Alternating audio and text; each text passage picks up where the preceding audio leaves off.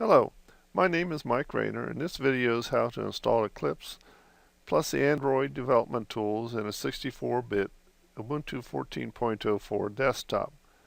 Now I will have to say one thing, this is more of a guide than actual how to do it because I'm using a virtual machine, and I really wouldn't work with a virtual machine as far as developing Android apps. The outcomes for this video would be to install Java 7 from Personal Package Archive, PPA, install 32-bit libraries needed for Android development tools, install the Eclipse ADT from Google, and verify operation by creating a simple Hello World program and running it on an Android phone.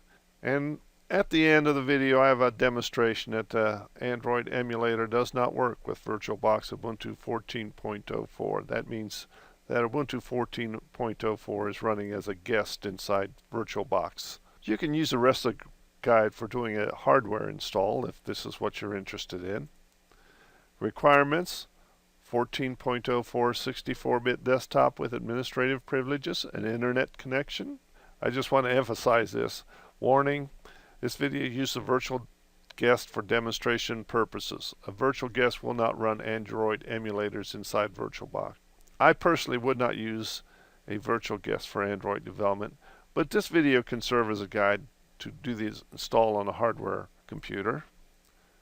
And additional info is get the Android SDK, setting up hardware devices from Android, Google, and then I've got another video that I've created, how to configure an Android device to run applications in Eclipse. I've got a disclaimer, and while this video demonstration actual install of the software required to develop Android apps, and it works, but I can't fully verify that it'll work on all combinations of hardware and software out there. Okay, here is a version of Ubuntu 14.04 running inside of VirtualBox. Although it is a little bit buggy in VirtualBox, I'm still going to use it for this demonstration. The only thing that will not run is the Android emulator. I'll hook up an Android phone to run it directly from the Android development tools. So the first thing I'm going to do right here is install Java. Do a search for the terminal. There it is. And I'm going to lock it to the launcher. And the first thing I'm going to do is do a Java version, see if Java is installed. It can be found in the following packages. So Java is not on this computer. I thought I had Java on an earlier version of 14.04, but it's obviously not on this version, which has all the latest updates installed. So I'm going to use a PPA. I believe it stands for Personal Package Archive. And of course I'm going to have to use sudo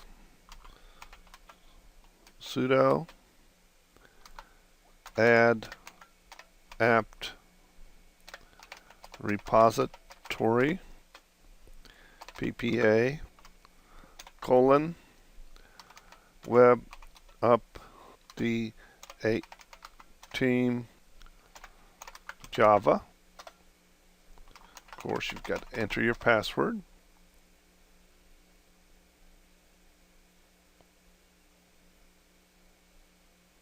Enter for continue. So once it's added, I've got to do a sudo apt-get update.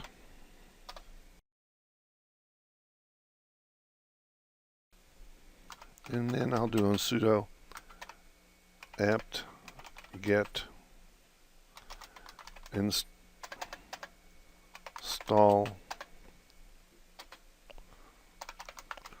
Oracle Java 7 installer.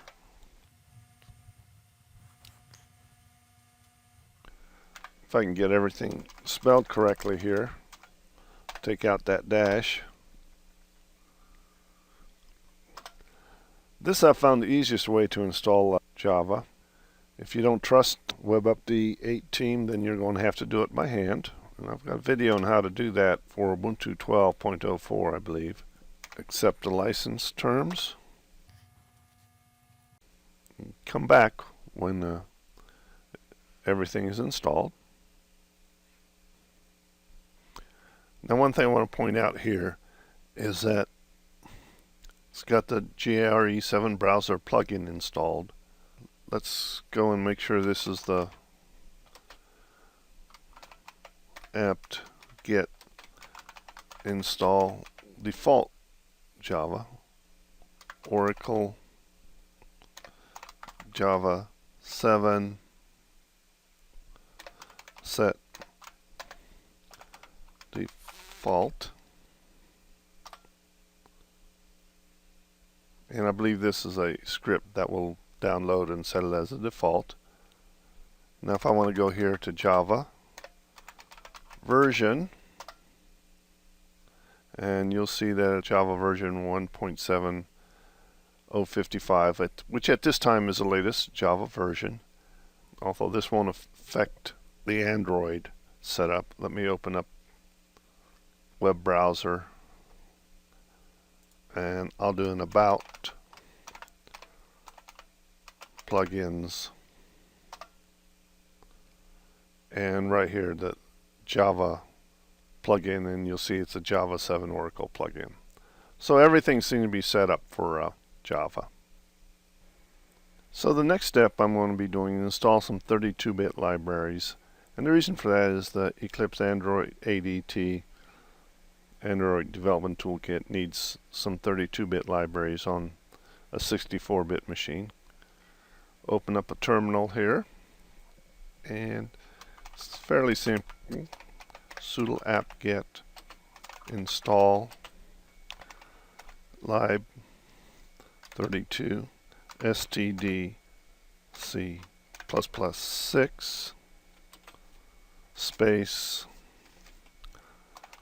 lib32z1 space lib32z1 dash dev.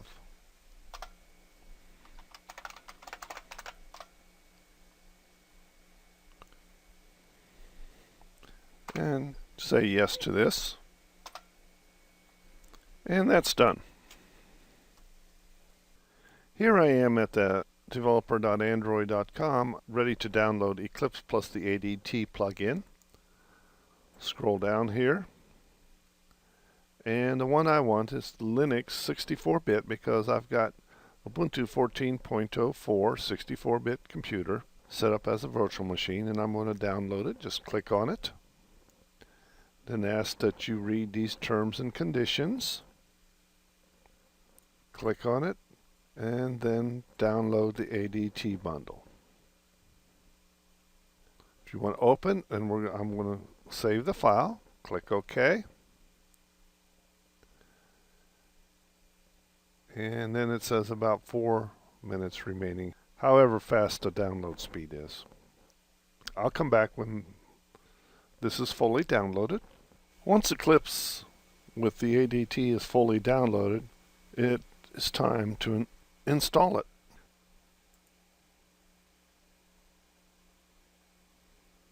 There it is in the downloads directory, so I'll just simply close that. Close this, go to my terminal, and the first thing I'll do is create a directory to install Eclipse with the ADT. So do not want to use sudo here because Eclipse and the ADT is going to install in your home folder or home directory. By installing it in your home folder or home directory, you eliminate a lot of problems with permissions as far as Eclipse is concerned. Though you can install it someplace else if you want and get all the permissions correct. As far as making a video and trying to answer everyone's question, it makes it a lot simpler to install it in the home directory. So I'm going to make a directory in the home directory called Android Tools. Do an ls, and there it is. Go to CD Downloads. Do an ls. This is the file, the Android Tools with Eclipse that was downloaded. It's a zip file, so I'm going to unzip it.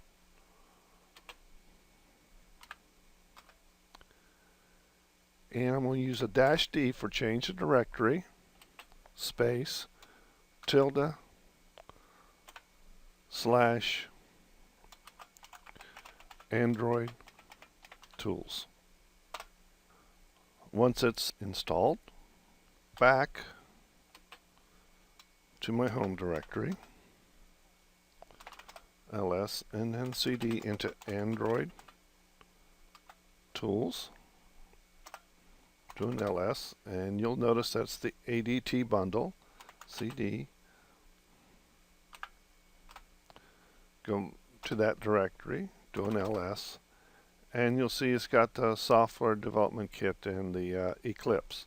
So I'm going to start Eclipse, and by doing that it's Eclipse because that's a directory, and then it's located, the file name is Eclipse, and up comes Android developer tools. Those tools are in Eclipse, and ask for select a workspace. You should make your own workspace. I'm going to use the default simply because that makes the video easier to present. Click OK.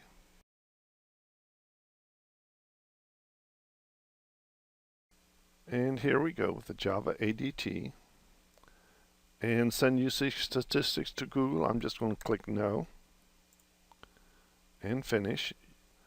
So I'm going to click on New Android Application. And I'm going to call it Hello Andy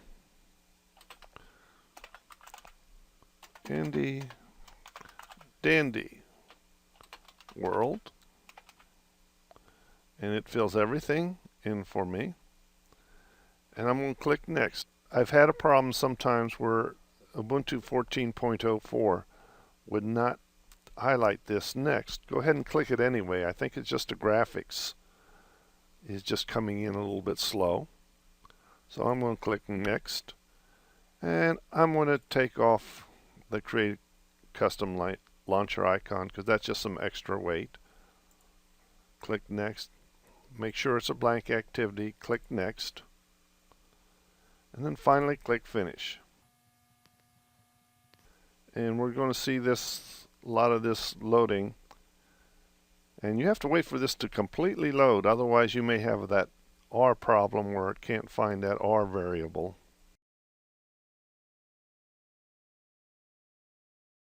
And you see it's got these question marks here. Just let it keep loading, and sometimes there'll be these stars here. I'm sorry, the X's there saying, and then they'll refer to the R problem, but don't touch it until it's fully loaded. See, there's that little X there. We'll see if this one comes in with the little X.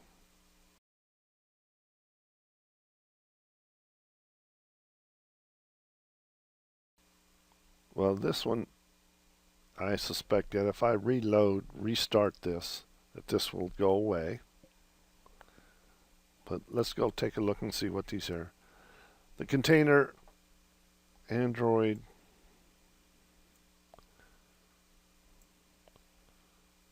references non-existent library. Project cannot be built until path errors are resolved. So let's see if by restarting it these path errors can be resolved. So what I'm going to do here is actually go to File and do a restart.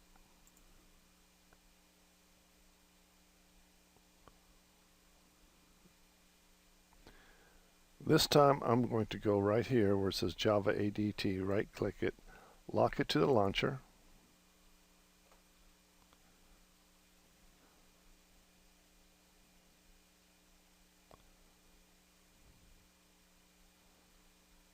Now let it fully load.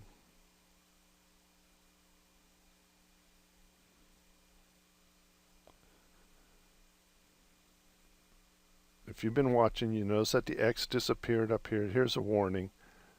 I'm not going to worry about the warning. It's a problem just setting up the main default program. I'm going to open it up, and I'm going to go to the resources, and I'm going to go to values, and I'm going to go to strings.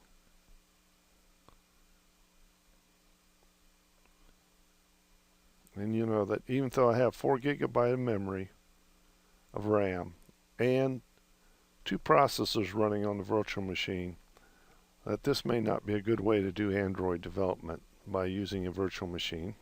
And open up strings XML, and I want to go to basically the XML file.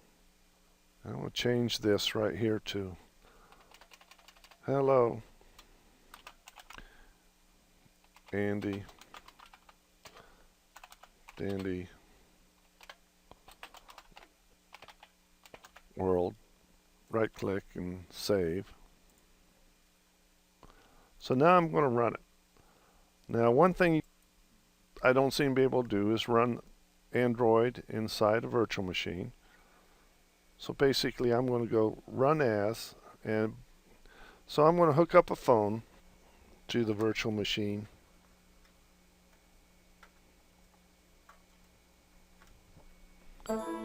Give that a second to show up. Go to devices here, USB devices, Motorola. Double check devices. It's checked. And here it comes. And I've got a separate video that shows how to hook this up so that Eclipse can see it.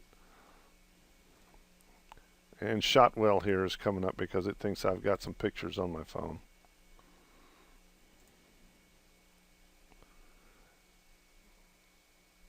And right click, and then I'm going to simply run it as an Android application. We'll verify that everything is working okay. And right here it comes up with a phone. As far as setting up a phone, like I said, I've got a separate video. The links are at the beginning of this video, and the link is also in the description. Click OK.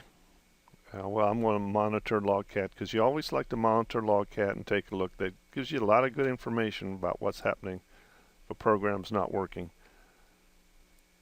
I'm going to go to Window, and I'm going to open up the DDMS perspective. Take a look at my phone here. I'm going to do a screen, and I'll take another screenshot here. Well, let's close this one so that we can read it right side up. So there we go. Hello Andy Dandy World. So that's pretty much it for setting up Android development environment in Ubuntu 14.04. If this is all you want, you can go ahead and exit the video now. The next section, I'm going to basically try and create an emulator and kind of show you what happens and use a system monitor with it. So thank you if this is all you need, and if you want to stay for the next section, that's fine too. In this section of the video, I'm going to show you why trying to run an Android emulator is not a good idea for a virtual machine. Even though it runs slow on a hardware machine, it just is almost impossible to run on a virtual machine. So here's my Droid Ubuntu, that virtual machine I used to install and the Android development toolkit with the Eclipse on. I'm going to go to System here, and I'm going to double the memory, 8192, and I'm going to add another processor. I'd added all 4 of my processors, but I'm afraid of it crashing my host machine. I'm going to click OK. Then I'm going to start it. Once it's started, I'll come back. Here I've got the Ubuntu 14.04 desktop started, and one thing I'm going to look for here is the system monitor, and I'm going to open it up and go to resources, and actually as long as I'm here, why don't I lock it to the launcher. And so if you watch it here, you'll see that it's starting to use some system resources. I got 3 processors. Really not very much of that memory is being used. And I've got some network action going on. So now I'm going to start up Eclipse with Android Development Tools. Same one where I accept the default workspace.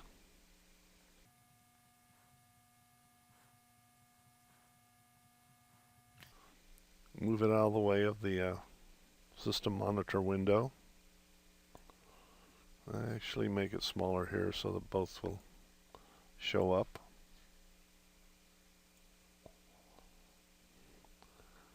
Just wait for it to fully load. If you look over here, you'll see that all three processors sometimes seem to be getting close to the top. Memory's no problem. Networking is no problem. And let me switch. Last time I was in the DDMS perspective. Let me switch to the Java perspective. And also in this time, kind of have to wait for everything completely loads up, or you may wind up with some error problems here in the star perspective. Okay, this looks like it's loaded up. If I come up here, don't have much in the way of CPU usage.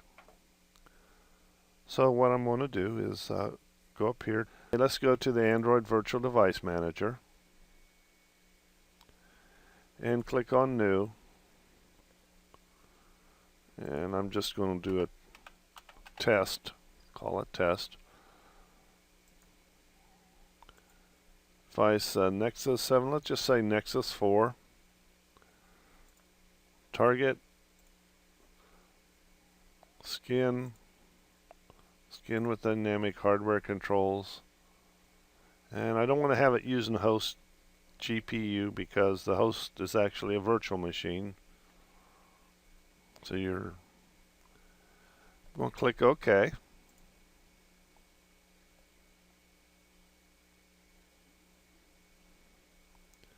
Highlight it and start it. Scale to real size and launch.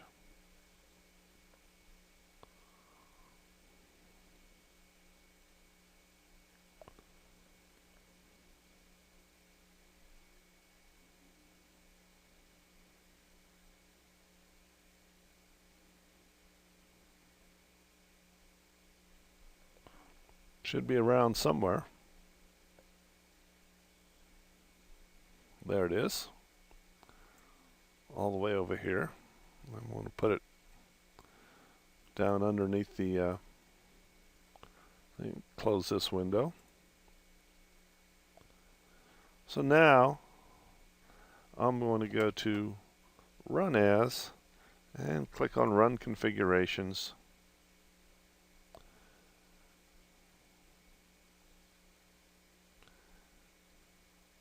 And again, what I'm having here is I'm having in Ubuntu 14.04, I'm having a lot of slow things happening here where the whole item doesn't show up. Click on Target, and I'm going to always prompt to pick device. Then click Run. And so that should run, or attempt to run, over here. And I'm going to pick emulator 5554 because that's what it asked me to do.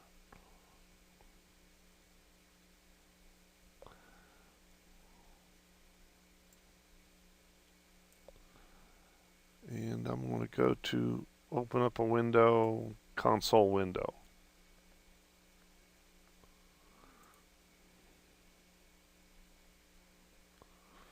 Here's my console window. Actually, it opened by itself.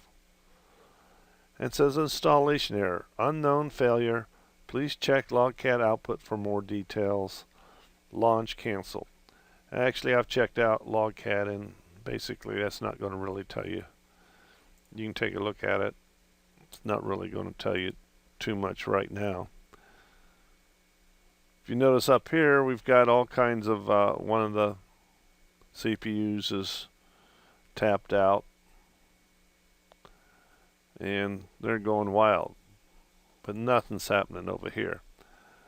So if I go to processes and I go to emulator 64 ARM, it's taken up 35% of my CPU. It may not take up anything.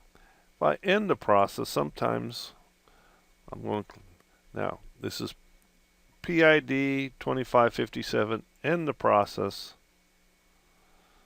Sometimes it shuts off, sometimes it doesn't shut off.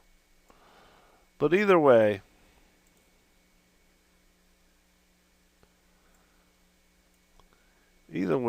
you're just not going to have good luck trying to run an emulator in a VirtualBox virtual machine. So thank you, and that's pretty much it for this video. At least you can, if you're using virtual machines, you can use a phone